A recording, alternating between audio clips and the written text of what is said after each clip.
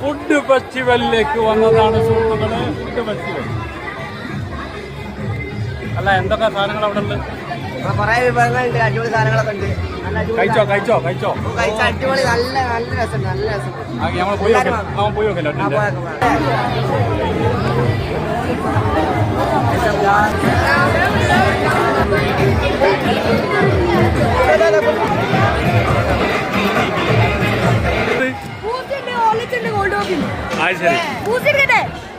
അതിങ്ങനത്തെ junk ഫുഡൊന്നും എനിക്ക് വേണ്ട.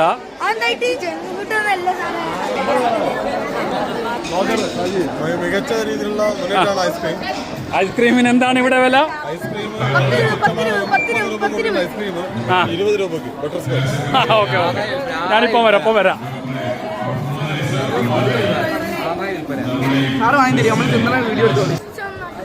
പായസം ഓക്കെ. സാധാരണ നിങ്ങൾ കലാമേളയിൽ ഫുഡ് നൽകുന്ന ഒരു വ്യക്തിയാണല്ലോ, എങ്ങനെയുണ്ട്? ഗംഭീരല്ലേ ഫുഡൊക്കെ? ഗംഭീരം.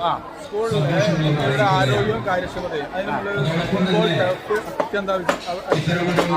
അതിനുവേണ്ടി അതിന് കൈവർക്കാൻ വേണ്ടിയാണ് ഫുഡ് ഫെസ്റ്റ്. അതേപോലെ കുട്ടികൾക്ക് വീട് വെച്ചിട്ടുണ്ടല്ല. ഏതായാലും നല്ലൊരു മധുരം ജീവകാരുണ്യ പ്രവർത്തനം കൂടിയാണ്. ഈ മധുരം കഴിക്കുന്നതിലൂടെ നമ്മൾ അതിലൊക്കെ പങ്കാളികളാണ്.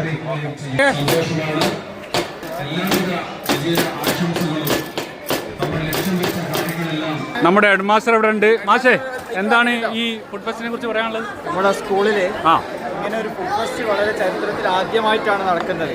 ഇത് വൻ വിജയമാക്കി തീർത്ത വിദ്യാർത്ഥികൾക്കും രക്ഷിതാക്കൾക്കും PTA-ക്കും ആർദ്രമായ നന്ദി രേഖപ്പെടുത്തുന്നു. ഭാവിയിൽ ഇതിലും വലിയ ഫുഡ് ഫെസ്റ്റ് നമ്മുടെ സ്കൂളിലെ അധ്യാപകരുടെയും സ്റ്റാഫിൻ്റെയും നേതൃത്വത്തിൽ നടക്കാൻ പോവുകയാണ്.